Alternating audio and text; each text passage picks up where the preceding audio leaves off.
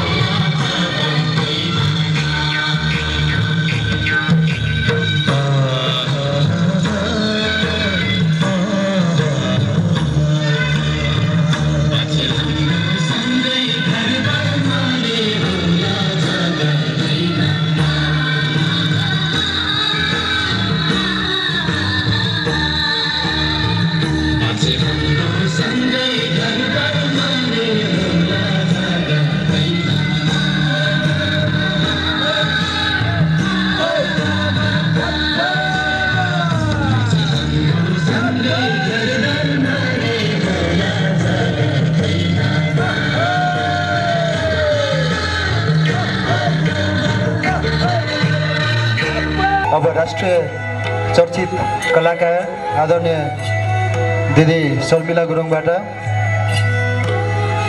एकल गायन प्रस्तुत हुन गइरहेको छ। 2069 पाल्नुहुने विशेष गरेर बुवा आमा दाजुभाइ दिदीबहिनीहरूमा सबै जहाँलाई म गायिका शर्मिला गुरुङको तर्फबाट नमस्कारका साथै न्यानो अभिवादन टक्राउन चाहन्छु। सालैजु सबैजनाले मलाई नाचेर साथ दिनु होला है।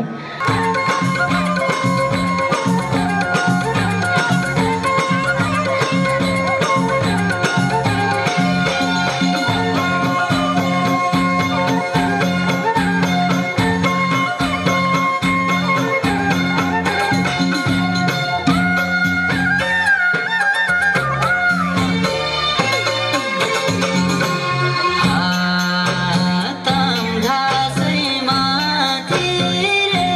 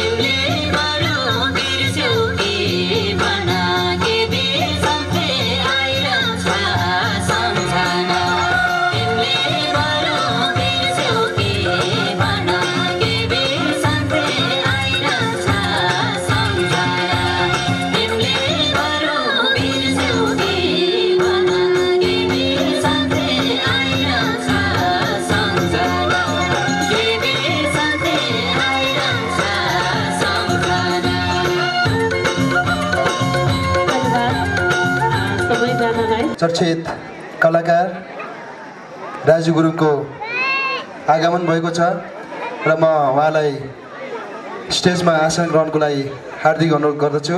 म मुख्य संयोजक गुप्तबहादुर गुरुङजीलाई अनुरोध गर्दछु।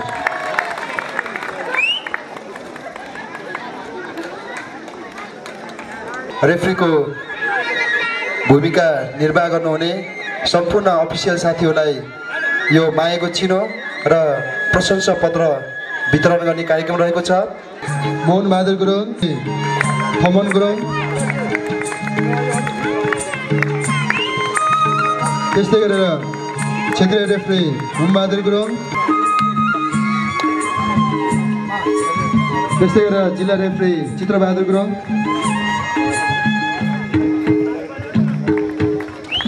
त्यस्तै गरेर जिल्ला रेफ्री मनिष गुरुङ,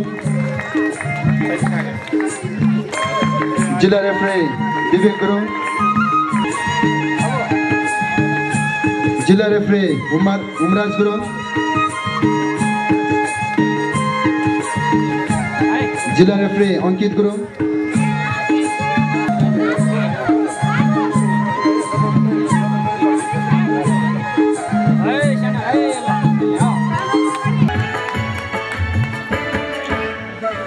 हामीलाई अफिसियल मिडियाको रूपमा सहयोग गर्नुहुने सामुदायिक रेडियो आदिखोला वालेङ, वडा प्रहरी कार्यालय वालेङ,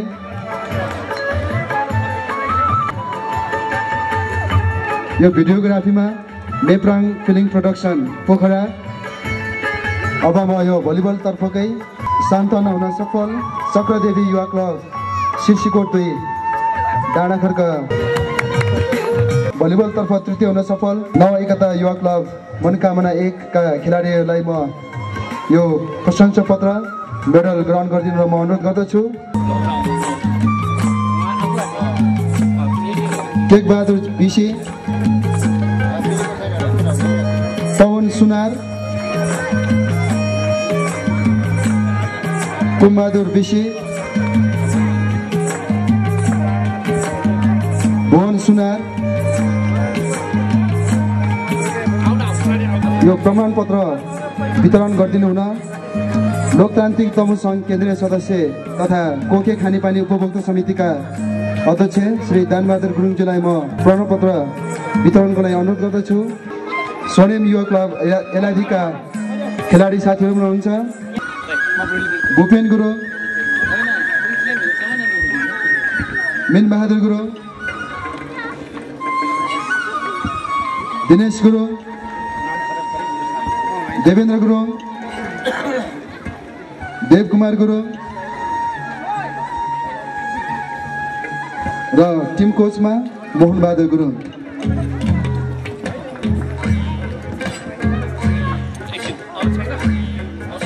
प्रथम हुने टिमलाई यो प्रमाण पत्र प्रदान गर्नुहुन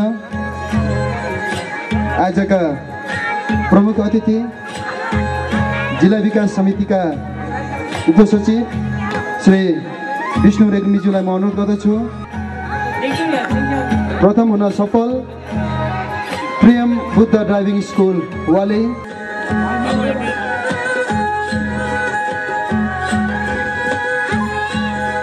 प्रथम गुरुङ र टिम कोचमा हुनुहुन्छ एलबी जर्जन।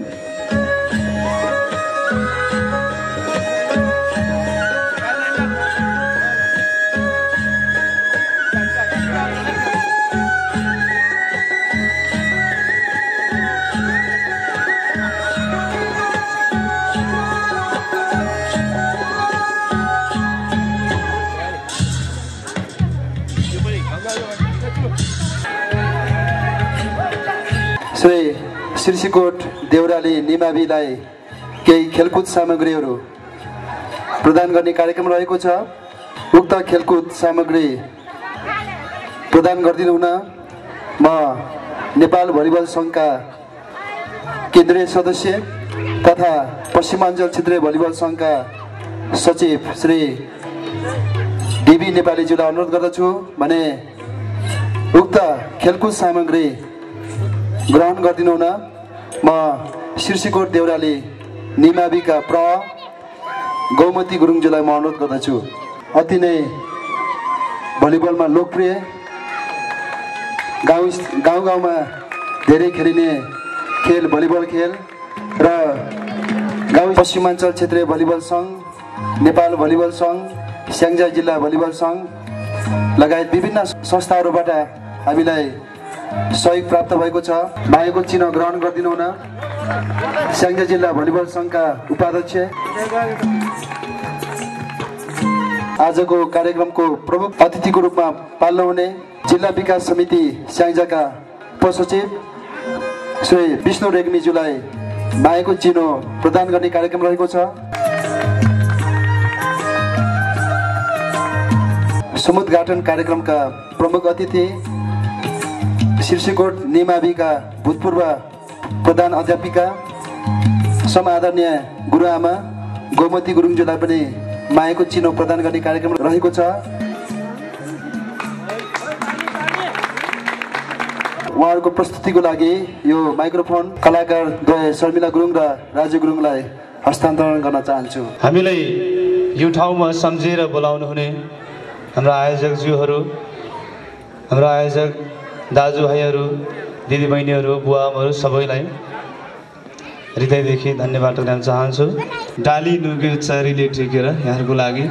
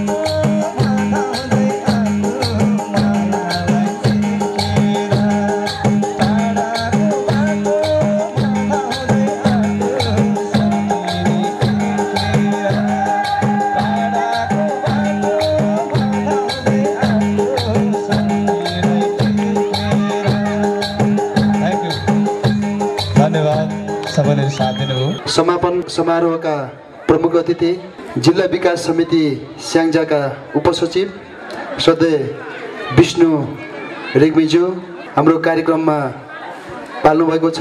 हामी उहाँप्रति एकदमै आभार व्यक्त गर्न चाहन्छौँ र आजका प्रमुख अतिथि श्रद्धेय जिल्ला विकास समिति स्याङ्जाका उपसचिव विष्णु रेग्मीज्यूलाई म प्रमुख अतिथिको मन्तव्यको लागि म हार्दिक अनुरोध गर्दछु। जिल्ला विकास समिति स्याङ्जाको तर्फबाट हार्दिक यो समापनको समारोहमा बधाई र यहाँहरूप्रति अभिवादन टक्राउन चाहन्छु।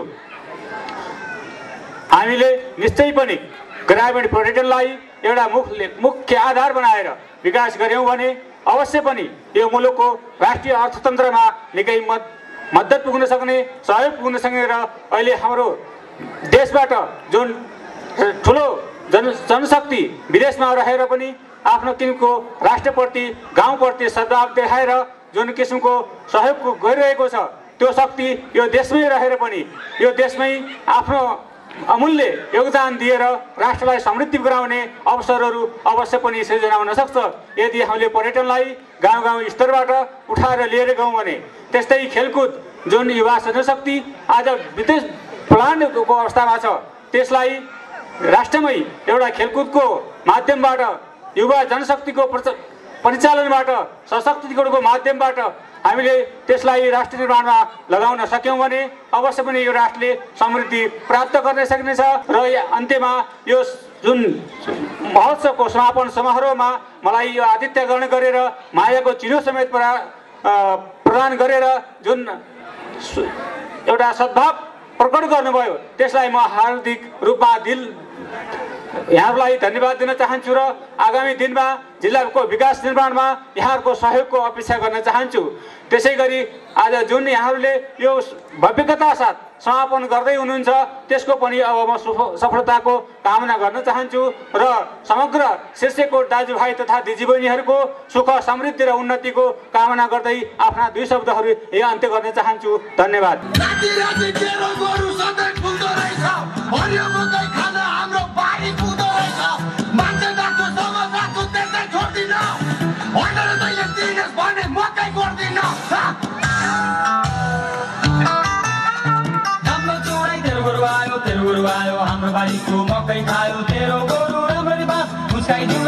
भेटरन्स भलिबलमा द्वितीय हुन सफल नवज्योति जनसेवा युवा क्लब र खेलाडी साथीहरूमा हुनुहुन्छ रविन्स गुरुङ, त्यस्तै गरेर सुखबहादुर गुरुङ, समीर गुरुङ, निमन विक, पूर्णबहादुर गुरुङ, एमन सिंह गुरुङ,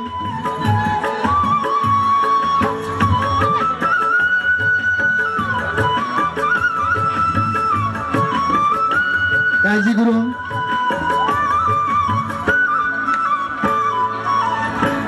र भविराज गुरुङ।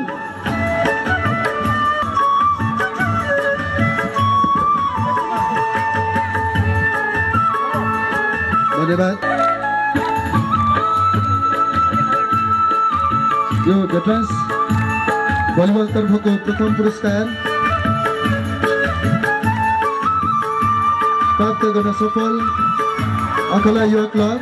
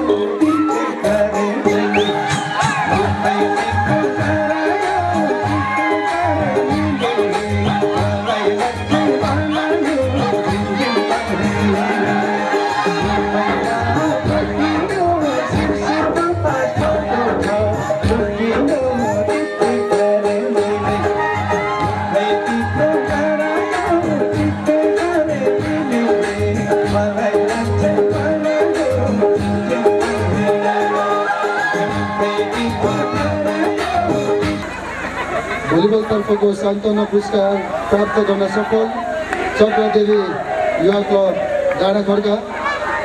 चक्रदेवी युवा क्लब डाँडाखर्काका टिम क्याप्टेनज्यूलाई म यहाँ अनुरोध गर्दछु र यो नगद रु 6000 प्रदान गरिदिनु हुन शीर्षकोट गाविसा सचिव श्री विष्णु प्रसाद पौडेलज्यूलाई अनुरोध गर्दछु।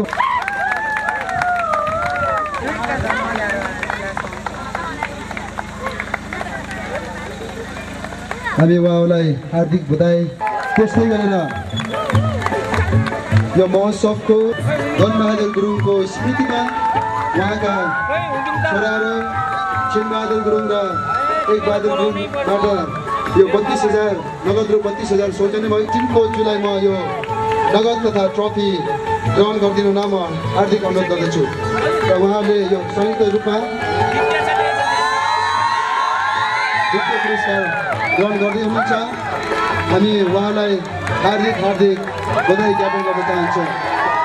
प्रथम पुरस्कार प्राप्त गर्न सफल भएको छ प्रेम बुद्ध ड्राइभिङ स्कुल वाले भलिबलतर्फको प्रथम पुरस्कार हामीलाई हाल बेलायत रहनुहुने श्री दिल प्रसाद गुरुङ र उहाँको परिवारबाट सौजन्य भएको छ, प्रायोजन भएको छ र यो नगद रु 52,000 प्रदान गरिदिनु हुन म दिल प्रसाद गुरुङका छोरा श्री दौजित गुरुङ र पुष्प गुरुङज्यूलाई म अनुरोध गर्दछु भने यो प्रथम ट्रफी प्रदान गरिदिनु हुन म शिशिकोट गाविस सचिव विष्णु प्रसाद पोखरेलजीलाई अनुरोध गर्दछु।